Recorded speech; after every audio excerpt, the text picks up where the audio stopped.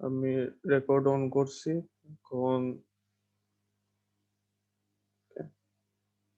Screen আশা করি দেখা যায়। তো আমরা মেইনলি সি প্রোগ্রাম যেটাই করব। এই যে একটা জিনিস দেখতেছো কোড ব্লকস, এই জিনিসটাই করব আমরা জিনিসগুলা। তো এটা প্রথমে দেখি আমরা ডাউনলোড কিভাবে করি। বেশ সহজই। তো কোড ব্লকস মেইনলি সবাই ইউজ করে, তাছাড়া নোটপ্যাডে করা যায়। তো প্রথমে আমরা নোটপ্যাডে না শিখে কোড ব্লকসে শিখলে কি হয়, যেমন রান করা, কম্পাইল করা, এই টাইপের জিনিসগুলো কোড ব্লকসে বেশ সহজে করা যায়। তো কোড ব্লকস প্রথমে এরকম লিখবো যে ডাউনলোড কোড ব্লকস। এরপরে এটার এই যে প্রথম যেটা আসবে এই দুইটার মধ্যে যে কোনো একটা ক্লিক করলে হবে। তো এটাই যদি ক্লিক করি, পরে ডাউনলোড বাইনারি রিলিজ, ঠিক আছে। তো এরপরে নিচে দেখো কয়েকটা অপশন আসবে। তো এখন আমি মেনলি এইটা সেট আপ দিছি। তো এইটা অথবা এইটা, এই দুইটার মধ্যে যে কোনো একটা হইবে। এখন কোনটা তোমরা দিবা, সাপোজ তুমি কম্পিউটারে যাবা, এখানে গিয়ে মাই কম্পিউটারে গিয়ে প্রপার্টিজ দেখবা। দেখো এখানে কারো হয়তো 64, কারো 32 বিট লিখা, মানে 32 অথবা 64 বিট। যাদের 64 বিট লিখা আছে এখানে, তারা এই যে 4 নম্বর লাইনে যেটা আছে ওইটা ডাউনলোড করবা। আর যদি কারো এখানে 32 বিট লিখা থাকে, তাহলে এটা ডাউনলোড করলে হবে, যে 32 বিট মিনজি ডাব্লিউ মানে হলো কি, এটা কম্পাইলার সহ ডাউনলোড। বাকিগুলো করলে কি হয়, যেমন সি প্রোগ্রাম লিখতে পারবা কিন্তু কম্পাইল করতে পারবা না। তো আমাদের টার্গেট হলো কম্পাইলার সহ ডাউনলোড করা। তো এখানে সাইডে দুইটা আছে, এই যে 4 নম্বরটা, সাপোজ এটাতে ক্লিক করলাম, এই যে আপনা আপনি ডাউনলোড হয়ে যাবে। যেমন এখানে আসবে ডাউনলোডের অপশন, এরপরে সেভ ফাইল দিয়ে পরে ইনস্টল করে দিতে হবে। ওকে, তো চলে এটা ক্লোজ দিয়ে এই যে এটা দিয়েও ডাউনলোড করতে পারে। তো এটা তোমাদের ইচ্ছা। তো কি কাজ, মেইনলি ডাউনলোড বাইনারি লিস্ট গেলা, এরপরে এই যে 4 নম্বর যেটা আছে এটা ডাউনলোড করলা, পরে ডাউনলোডের পরে ইনস্টল বা সেট আপ দিয়ে দিবা। তো তেমন ঝামেলা হবে না। এরপরে যেটা করবা, এইরকম একটা আইকন ক্রিয়েট হবে, এটাতে ক্লিক করলে ওপেন হবে, একটু টাইম নিতে পারে।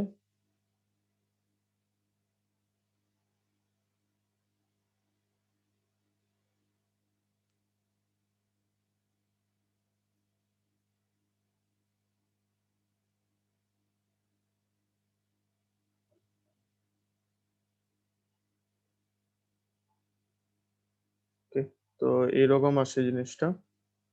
তো এখানে দেখো ফাইল আছে, এখানে ওপেন, নিউ এরকম অপশন আছে। তারপর এখানে সেটিং, এডিটর এরকম জিনিস আছে। তো চাইলে কেউ যদি যায়, প্রথমে সেটিংস এ যাবে, এডিটর গেল, এখানে গিয়ে চুজ অপশনে আছে, এখানে সে ফন্ট, সাইজ, স্টাইল ঠিক করতে পারে। যেমন আপাতত যেটা আছে এটাই থাক, কেউ চাইলে সাইজ ছোট বড় করতে পারে।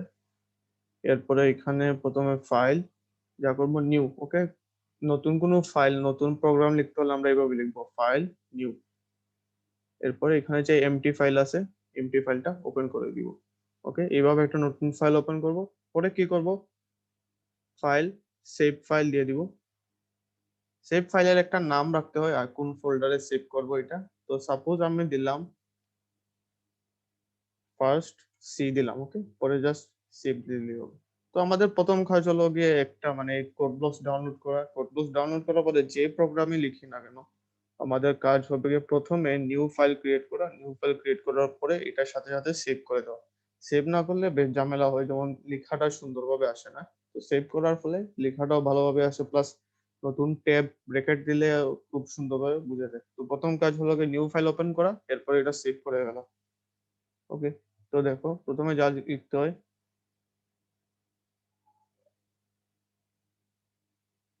ওকে কন্ট্রোল এস দিয়ে দিবা চাইলে, ইনক্লুড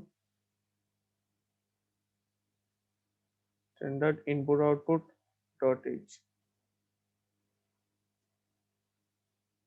ওকে,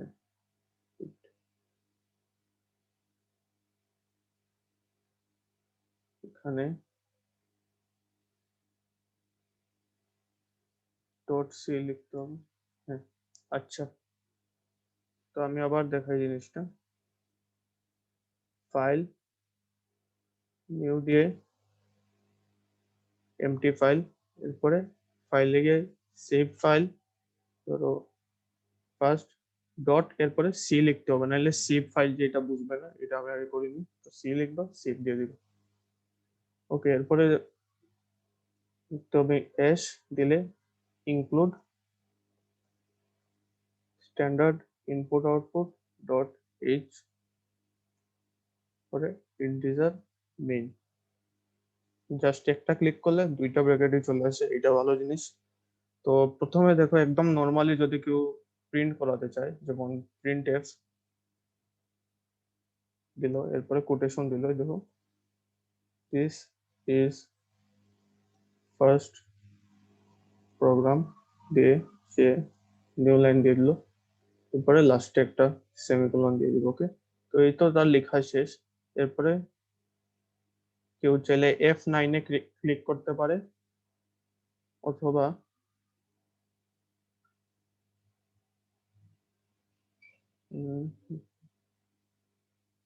F9 ক্লিক করলে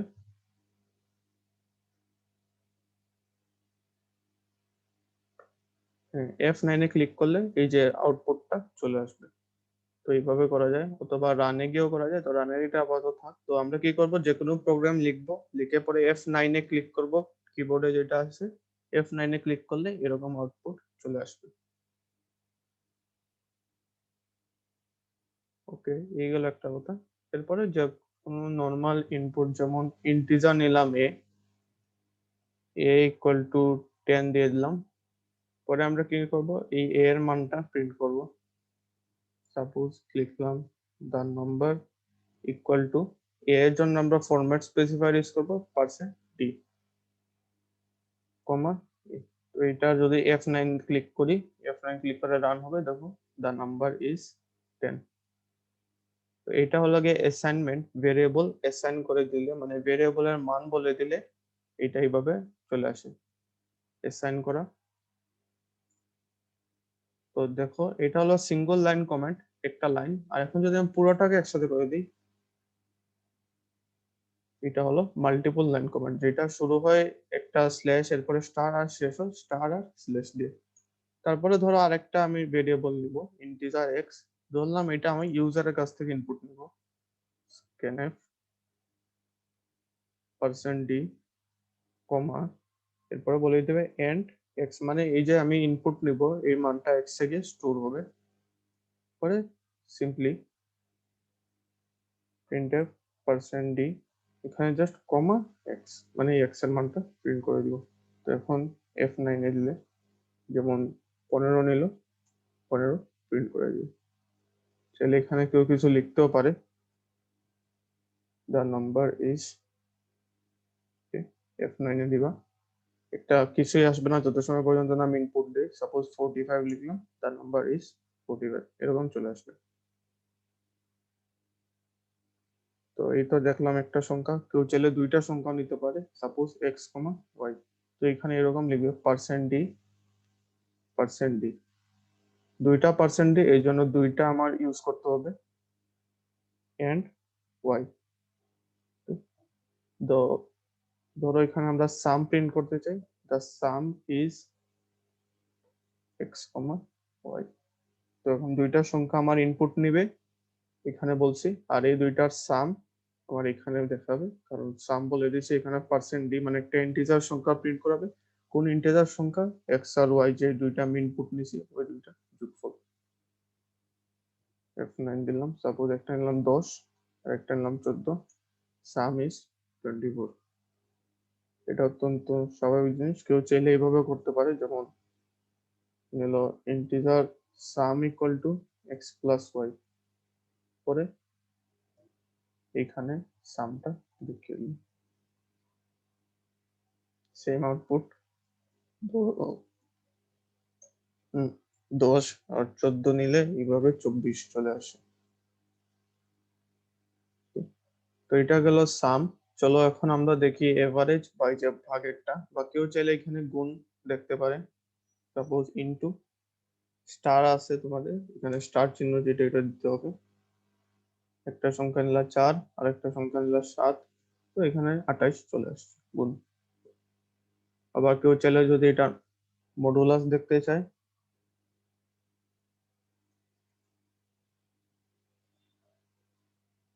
ধরো একটা সংখ্যা নিলাম 14, 14 আর এটা নিলাম 5। তো 5, 14 কে 5 দিয়ে ভাগ করলে ভাগশেষ হলো গিয়ে 4, কারণ 10 পর্যন্ত যায়, এরপরে ভাগশেষ 4 থাকে। তো এই দেখো the modulus is 4। তো আমাদের যেটা বইয়ে অনেক সময় থাকে যে দুইটা সংখ্যার গড় নির্ণয়, তো ওইটা দেখি। গড়ের জন্য প্রথমে আমরা সাম নিয়ে নিলাম, নেওয়ার পরে এখানে একটা নিউ লাইন দেখালাম। এরপরে আমরা একটা ডাবল বা ফ্লোট নিতে পারি। ধরো ফ্লোট নিলাম, ফ্লোটের নিলে একটা সমস্যা হলো, ধরো 10⁹ পর্যন্ত স্টোর করা যায়, আর ডাবল নিলে 10⁻18। তো এটা হলো ডাবলের সুবিধা, ডাবলে বেশি সংখ্যক সংখ্যা স্টোর করা যায়। সাপোজ ফ্লোট এভিজি নিলাম, এরপরে লিখলাম এভারেজ ইকুয়াল টু, এটা যদিও ক্লাসে দেখছো তবু একবার দেখাই, x+y/2। এরপরে আমি লিখলাম printf the average is equal to %d, comma a b g। So এখানে দেখো ফ্লোট ইউজ করছি, যদি এখানে %d দেই যা হলো কি আমার ইন্টিজারের জন্য, তাহলে একটা ভুল আনসার চলে আসবে। দেখো সাপোজ 10 আর 10, এই দেখো এভারেজ ইজ 0 চলে আসছে। কেন? আমি লিখছি এখানে ফ্লোট ইউজ করছি %d, তো %d দিলেও একটা ইন্টিজার সংখ্যা খুঁজবে, দেখবে যে এখানে কোনো ইন্টিজার নাই, যা আছে একটা ফ্লোট সংখ্যা যা ভগ্নাংশ প্রকাশ করে, তখন সে 0 রিটার্ন করবে বা 0 প্রিন্ট করাবে। তো এখানে ফ্লোটের জন্য যেটা ইউজ করবো %x। তখন যদি আমি রান করাই 10 আর 10, দেখো মডুলাস, মানে মডুলাস না, এটা মেনলি সাম হবে। সাম ইকুয়াল টু 20 আর এভারেজ ইকুয়াল টু 10।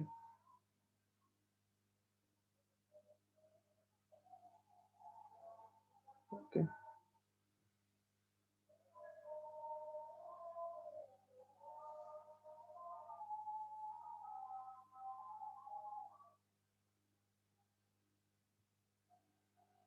10 আর 12,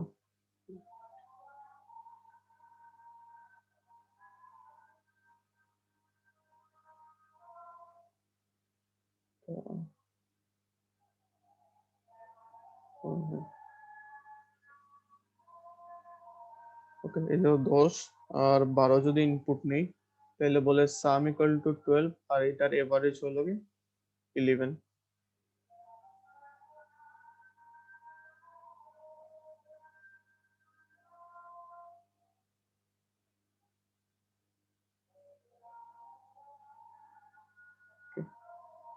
তো এখন আমাদের যদি আবার ইনপুট নেই,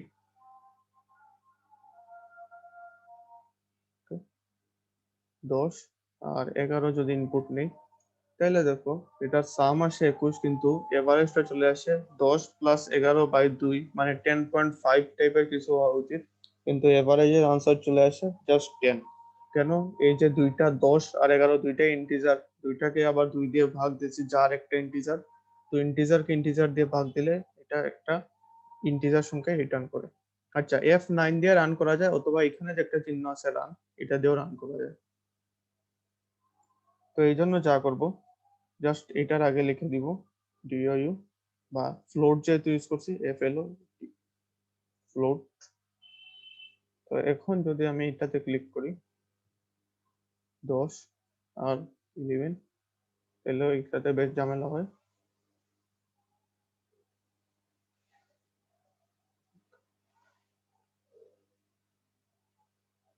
10,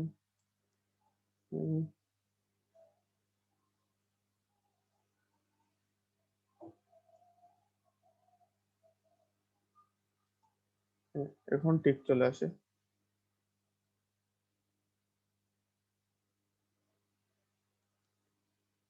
কেউ যদি এখানে ফ্লোট ইউজ করে আবার জাস্ট 2 দেয়,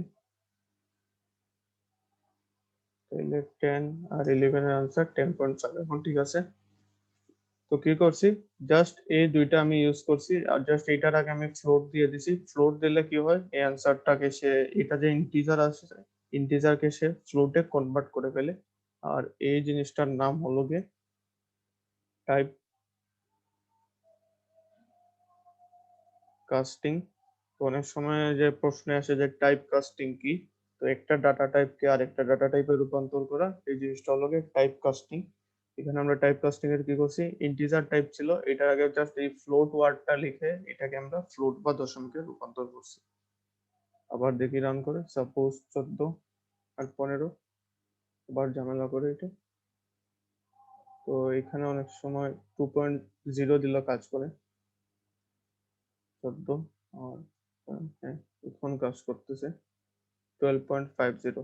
তো আপাতত দেখো 12.50 দশমিকের পর 6 ঘর দেখাচ্ছে। আমরা যদি কেউ চাই দশমিকের পর 2 ঘর বা 3 ঘর দেখাতে, তাহলে এরকম লিখতে পারে percent point 2f। Point 2f মানে কি, দশমিকের পর 2 ঘর দেখাতে। কেউ যদি লিখে 0.3f, দশমিকের পর 3 ঘর দেখাবে। সাপোজ 14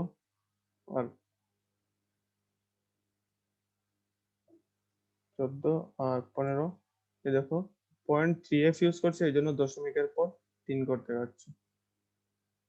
আর আমার এই জিনিসগুলো এখানে চলে আসে 0.3f।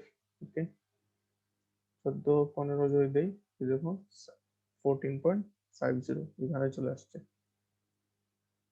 তো এটা যদি জাস্ট 2 দেই, 14.50 এটাই আসে। ওকে, তো এটা কিভাবে হয়েছে বোঝা গেছে। কেউ যদি 2 দেয়, আবার রান করে,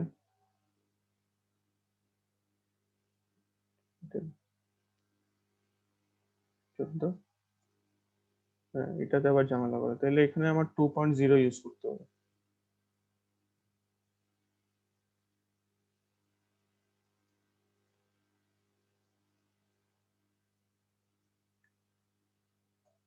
তাহলে সুন্দরভাবে 14.50 চলে আসে। ওকে, তাহলে এটা বোঝা গেছে মেনলি টাইপ কাস্টিং এর কাজ কি। এখানে 2.0 দিতে হবে, কারণ আমি আপাতত আগে মানে বইয়ে যেটা উদাহরণ দিচ্ছি ওইটাই জাস্ট 2.0 না দিলেও হতো, কিন্তু কোনো কোনো কম্পাইলারে এখানে 2.0 বলে দিতে হয়। আর এখানে যে ফ্লোট দিয়ে বলে দিতে হয় যেটাকে আমি ফ্লোটে কনভার্ট করতেছি। তো চাইলে ডাবলও লিখতে পারতো। তো কেউ যদি ডাবল লিখে, এখানে ফ্লোটের বদলে ইউজ করতে হবে ডাবল, আর এখানে জাস্ট এফ এর বদলে এলএফ। 13 13.50 সাম আর এভারেজ। তো এই হলো গিয়ে দুইটি সংখ্যার মধ্যে সাম এভারেজ নির্ণয় করা। তো এই টাইপের জিনিসগুলো যদি আমরা বুঝি, তাহলে পরবর্তীতে আমরা ধরো ক্ষেত্রফল, এরিয়ার জিনিসটা দেখতে পাবো। তো এখানে জাস্ট ইম্পর্টেন্ট হলো গিয়ে এইটা, এই লাইনটা। আর এই যে আমি কোন সবসময় দশমিকের পরে যে 6 ঘর দেখায়, এই 6 ঘরের বদলে যদি 2 ঘর 3 ঘর ইচ্ছা মতো ঘর দেখাতে চাই, তাহলে এই লাইনে চেঞ্জ করলে ইচ্ছা মতো ঘর চলে আসবে। ওকে, তো আপাতত এই জিনিসটা বোঝা গেছে। আর এরপরে নেক্সট কোনটায় যাব, যেমন ক্ষেত্রফল গুলা, না এটা আবার কি কিছু বলতে হবে? বুঝছি ভাইয়া। ওকে, তাহলে নেক্সট যে জিনিসটা চলে যায়, একটা নেক্সট প্রোগ্রাম ক্রিয়েট করি, মানে নতুন নিউ এমটি ফাইল। তো এটা আমি সাথে সাথে ধরো সেভ দিয়ে দিব। Second dot C. এখানে আরেকটা জিনিস আছে, এই যে C or C plus plus, এটা সিলেক্ট করে রাখতে পারো।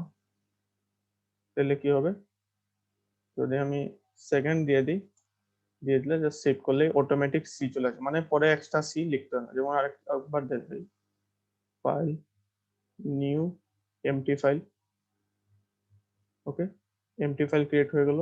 সেভ ফাইলে যাওয়া, দেখো নিচে C C plus plus create আছে, মানে এখন আমি যে নামে সেভ করি না কেন, এটা অটোমেটিক সি প্লাস বা সি তে কনভার্ট হয়ে যাবে। যেমন নিউ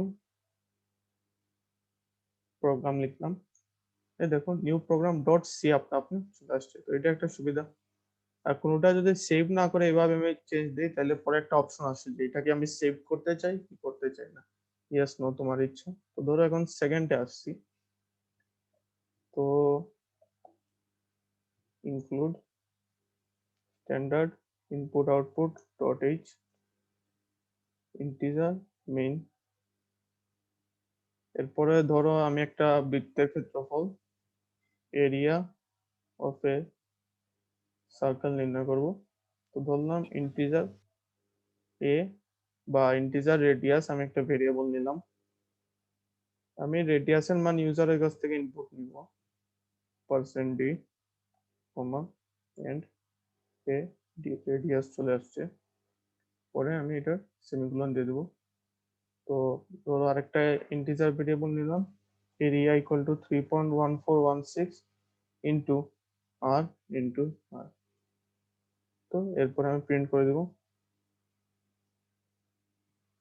printf ধরো area is %d, a r e integer. Okay, দেখি এটা কি আসে।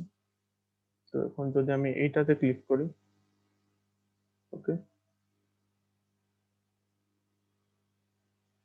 ওকে, তো বলতেছে এখানে ভুল হয়েছে, কারণ কি আমরা আর নামক কোনো ভেরিয়েবল ডিক্লেয়ার করিনি, কিন্তু এখানে আমরা ইউজ করছি আর ইন্টার। তো এখানে লাল চিহ্ন দিয়ে বোঝাচ্ছে এই লাইনে ভুল। আর নিচে দেখো লেখা আছে আর ইজ আনক্লিয়ার, মানে আর আমি ডিক্লেয়ার করিনি, তো এখানে আর এর বদলে হবে রেডিয়াস।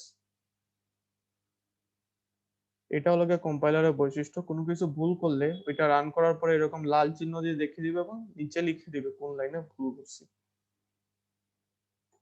ওকে, তো এটা যদি রান করি, সাপোজ আমি রেডিয়াস দিলাম 4, তো এরিয়া 50 চলে আসে। কেন? এখানে যে জিনিসটা ইউজ করছি সেটা হলো সব ইন্টিজার। এখন ইন্টিজার ইউজ না করে যদি আমি ডাবল দিই এবং এল এফ দেই, তাহলে যদি দেই 4, তখন দেখো এটার এরিয়া চলে আসে 50 পয়েন্ট সামথিং। আমরা যদি জাস্ট ইন্টিজার দেই, ইন্টিজার দিলে কি হয়, সে তার দশমিক অংশ প্রিন্ট করে না, জাস্ট এই যে দশমিকের আগ পর্যন্ত যে জিনিসটা আছে ওইটা প্রিন্ট করে। আর ডাবল বা ফ্লোট ইউজ করলে কি হয়, দশমিকের পরের অংশগুলো প্রিন্ট করে। তো এটা হলো গিয়ে একটা বৃত্তের এরিয়া। তো সিমিলারলি কেউ চাইলে ধরো ইন্টিজার বেস আর হাইট, কেউ চাইলে চতুর্ভুজের ক্ষেত্রফলও বের করতে পারে। তো প্রথমে ইউজারকে বলে দিলাম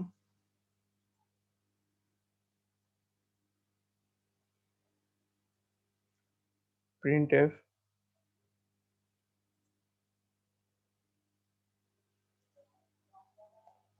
enter the values of base and height, মানে ভূমি এবং উচ্চতার মান দাও।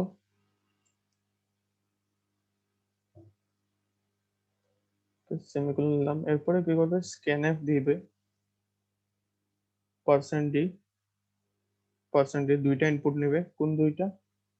এন্ড দিয়ে বলে দিলাম বেস ইনপুট নেবে, এন্ড দিয়ে বলে দিলাম হাইট ইনপুট নেবে। এই দুইটা নিয়ে নিল। এরপরে ধরো আগে যেরকম দেখছিলাম, এই যে এরিয়াটা যদি আমি ইন্টিজারে নিই তাহলে দশমিকের পরের অংশ প্রিন্ট করে না, তাই এরিয়া নির্ণয় করার জন্য আমরা স্বাভাবিকভাবে ডাবল নিতে পারি। কিন্তু যেহেতু এখানে ভূমি ইনটু উচ্চতা একটা গুণ করব, তাই এখানে ডাবলের কোনো প্রয়োজন পড়ে না তেমন। তো কেউ চাইলে ডাবল নিতে পারে, আবার ইন্টিজার নিলেও এখানে কাজ হবে, কেন এখানে কোনো ভাগের কাজ নেই, গুণের কাজ, তাও আবার কোনো দশমিক আসারও কথা না। তাই কেউ যদি integer area equal two base into height, কারণ দৈর্ঘ্য ইনটু প্রস্থ, যদি আমি দৈর্ঘ্য প্রস্থ দুইটাই ইন্টিজার নিই বা আমি দুইটাই পূর্ণ সংখ্যা নিই, তাহলে এদের গুণফলও একটা পূর্ণ সংখ্যা হবে। তো এই জন্য এখানে area is equal to %d, তাহলে কেউ এখানে নিউ লাইন দিয়ে দিতে পারে, কমা এরিয়া। তো এটা যদি রান করি,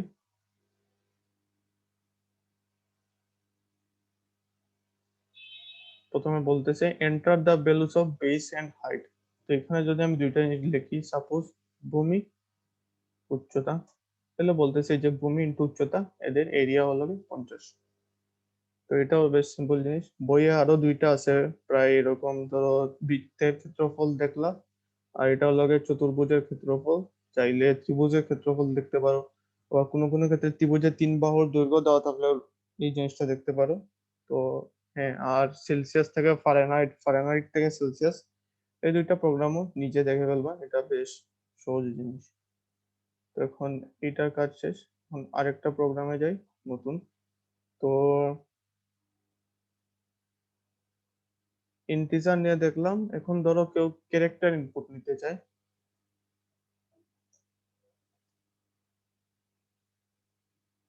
স্ট্যান্ডার্ড ইনপুট আউটপুট নিল, ইন্টিজার মেইন,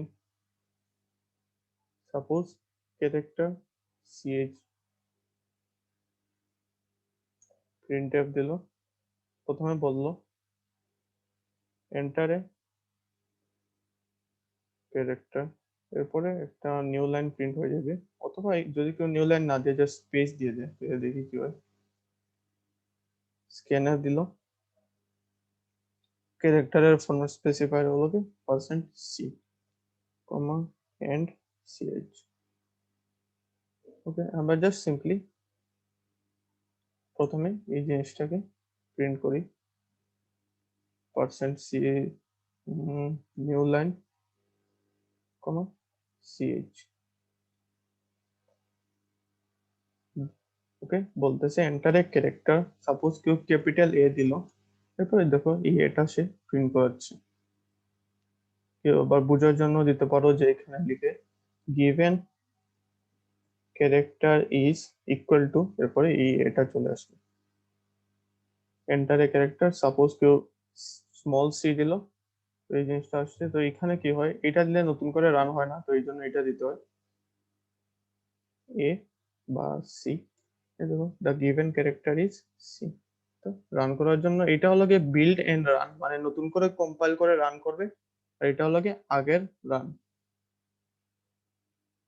তো এটা দিয়েও ইউজ করা বেটার, আবার এটা দিলেও রান হয়, কিন্তু এটাতে নতুন করে কম্পাইল হয় না, আগে যে প্রোগ্রামটা ছিল ওইটাই রান হয়, আর এটা দিলে নতুন করে কম্পাইল করে রান করে।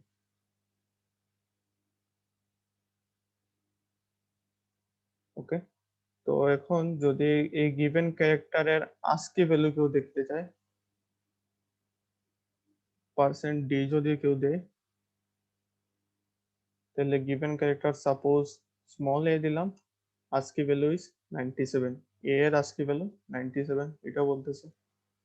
আবার কেউ যদি আমি স্মল লেটার দিতে চাই, যেমন এন্টার এ স্মল লেটার, এখন আমি একটা স্মল লেটার দিব, আমার এটা সেখানে ক্যাপিটাল লেটার ইউজ করে ফেলবে। যেমন আমি যদি কমেন্টে লিখি বা আগে লিখে ফেলি, যেমন স্মল এর আজকে ভ্যালু হইল গিয়ে 97, এটা থেকে যদি 32 বিয়োগ দিই, তাহলে আমার চলে আসে ক্যাপিটাল এ, মানে যে কোনো একটা স্মল থেকে 32 বিয়োগ দিলে ক্যাপিটালে চলে আসে। তো এই নীতির উপর ভিত্তি করে যেমন একটা স্মল ক্যারেক্টার দিব, ইনপুট নিব, এটা থেকে জাস্ট আমি 32 বিয়োগ দিয়ে দিব, তাহলে এটা ক্যাপিটাল লেটার চলে আসবে। এটাতেও দিতে পারো, অথবা F9 এও ক্লিক করতে পারো। সাপোজ একটা স্মল লেটার দিলাম বি, তাহলে এই যে দ্য গিভেন আস্কি, আস্কি ভাইয়া নামের, হ্যাঁ এখানে আমি এ মানে না দেখায় যদি আমি 65 শুধু দেখাইতে পারবো না, মানে এর হ্যাঁ হ্যাঁ জায়গায় হ্যাঁ হ্যাঁ দেখাতে পারবা। যেমন এই যে এটা কিভাবে? এটা যেমন এখানে %, বলে যে %d দিয়ে দাও। ওকে, তো ধরো স্মল এ দিলা ইনপুট, 65 চলে আসছে। মানে পার্সেন্টের বদলে ডি ইউজ করলে, মানে ক্যারেক্টারের বদলে ইন্টিজার ইউজ করলে সে আস্কি ভ্যালুটা রিটার্ন করবে, এই হলো কাহিনী। যেমন এখানে জাস্ট সি এর বদলে ডি ইউজ করছি, তখন 65 চলে আসছে। যখনই আমরা এখানে সি ইউজ করব, আচ্ছা ভাইয়া, হ্যাঁ এখানে একটা জিনিস দেখি, এখানে আমরা তো মোবাইলে যখন করছিলাম তখন নিচে রিটার্ন লেখা থাকতো, এখানে তো কোনো হ্যাঁ, রিটার্ন লেখা নেই। রিটার্নের জিনিসটা দেখো স্মল এ, এই দেখো প্রসেস রিটার্ন 0, এখানে বুঝাইতেছে এই দেখো অটোমেটিকলি রিটার্ন 0 করছে, আর কত সময় রান করতেছে এখানে, আর এনি কি টু কন্টিনিউ, এখন যদি যে কোনো কিছু টাইপ করি সে বেরিয়ে আসবে, এই হলো জিনিসটা। আবার কেউ যদি চায় এখানে রিটার্ন 0 দিতে, তাহলেও দেখো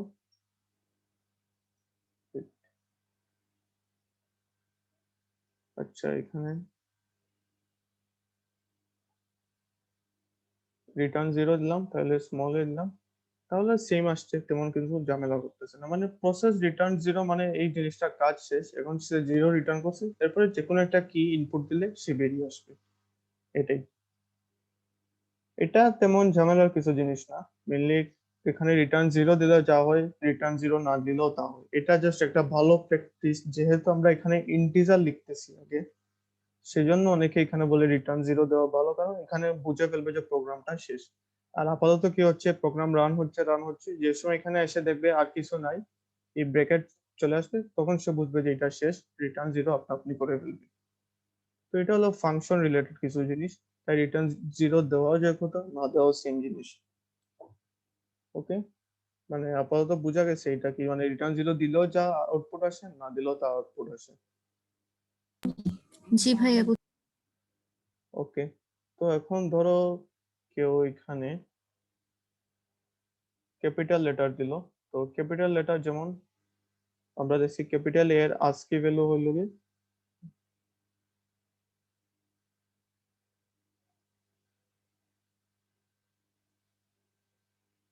ক্যাপিটাল এর আজকে ভ্যালু হলো কি 65। এখন এই 65 এর সাথে 32 যোগ করে ফেললে হয়ে যায় 97, যা হলো কি স্মল এর আজকে ভ্যালু। তো এই জিনিসটা আমরা করব, জাস্ট ক্যাপিটাল লেটার দিব, এটার সাথে আমি 32 এড করে দিব, বিল্ড এন্ড রান যেটা আছে ওটাতে ক্লিক করলাম। তো ক্যাপিটাল লেটার বলতেছে, সাপোজ বি দিলাম, তো স্মল লেটারে পরিণত করে ফেলবো। আবার যদি এটার আজকে ভ্যালু দেখতে চাও, তাহলে পার্সেন্ট দিয়ে দিও, মানে ফরম্যাট স্পেসিফায়ারটা চেঞ্জ করে ফেলবা। তো সাপোজ ক্যাপিটাল জেড দিলাম, তো এটার আজকে ভ্যালু চলে আসছে, মানে স্মল জেড এর আজকে ভ্যালু চলে আসছে, যা হলো 122। এই হলো যে ক্যারেক্টারের জিনিস। তো এইভাবে ক্যাপিটাল থেকে স্মল লেটারে কনভার্ট করা যায়। ওকে, এখন নিউ এমটি ফাইল, এরপরে সেভ দিলাম, লিখলাম এটা সাপোজ থার্ড। আচ্ছা, তো এরপর একটা জিনিস দেখানো যায় যে যোগ বিয়োগ এগুলো দেখলাম। ধরো একটা জিনিস আসছিল যে প্লাস ইনক্রিমেন্ট অপারেটর যেটা ছিল, মানে plus plus i plus plus আর প্লাস প্লাস আই, এগুলো একসাথে দেখি। বা এই যে আই মানে যোগ করা, বিভিন্ন ভাবে বিয়োগ করা, এগুলো দেখা যায়। যেমন ইন্টিজার মেইন লিখে একটা ইন্টিজার ডিক্লেয়ার করলাম আই এ বি। প্রথমে লিখলাম আই ইকুয়াল টু 10, ঠিক আছে, I equal to I plus 5, printf %d, I. মানে আপাতত প্রথমে আই ইনপুট নিছিলাম, এরপরে আই এর মান আমি 5 বাড়াইছি, এরপরে যদি আমি আই এর মানটা জাস্ট প্রিন্ট করি, তাহলে দেখো 15 চলে আসছে। তো এই জিনিসটা লেখার যে কথা, আই প্লাস ইকুয়াল টু 5 লিখো, সেম জিনিস, ঠিক আছে, 15 চলে আসছে। এটা গেল প্লাসের কাজ। এখন যদি কেউ আই এর মান জাস্ট 1 বাড়াতে চায়, তাহলে আই প্লাস ইকুয়াল টু 1 লিখতে পারে, তাহলে দেখো 1 বেড়ে যাবে। আবার জাস্ট একের ক্ষেত্রে সে এটা ইউজ করতে পারে আই প্লাস প্লাস। তো দেখো আই প্লাস, এখানে আই 10, এই লাইনে গিয়েও আই এর মান হলো গিয়ে 10, এরপরে আই প্লাস প্লাস হয়েছে, তাই এরপরে যে সময় ইউজ করব সেই সময় এটার মান হয়ে যাবে 10, মানে 11। তো দেখো জিনিসটা হয়ে গেল কি 11। ওকে, তো এখন কেউ যদি সাপোজ %d আই এখানে দেয় আই প্লাস প্লাস, মানে আই এর মানটা আগে না চেঞ্জ করে এই যে %d এর ক্ষেত্রে চেঞ্জ করে দেবে, তখন কি হয়, প্রিন্ট করবে সে %d খুঁজবে কোনটা, আই প্লাস প্লাস। এখন আই প্লাস প্লাসে কি হয়, যে সময় এটাকে প্রথমবার ডাকা হবে সেই সময় সে তার পুরাতন মানটা ফেরত করবে। যেমন এখানে যদি রান করি, তাহলে দেখো এটা মান আপাতত 10 দেখাচ্ছে। তো এখানে যদি আমি স্পেস দিয়ে আরেকটা ডি দেই এবং পরে আবার আই লিখি, তাহলে দেখো প্রথমবারের মান 10 দেখাচ্ছে, এরপরে আই প্লাস প্লাস এর কারণে আই এর মান আরো 1 বেড়ে গেছে, তখন এই আই এর মানটা পরবর্তীতে যে সময় ইউজ করি না কেন তখন আই এর মানটা 11 দেখাবে। ওকে, তো ঠিক আছে, মিটিংটা আপাতত এখানে মনে হয় শেষ হয়ে যাবে, তো আবার জয়েন দাও, আমি নতুন একটা মিটিং শুরু করতেছি। ওকে, কারণ 40 মিনিট হয়ে গেলে এই জিনিসটা শেষ হয়ে যায়। আচ্ছা ভাইয়া। ওকে ভাইয়া।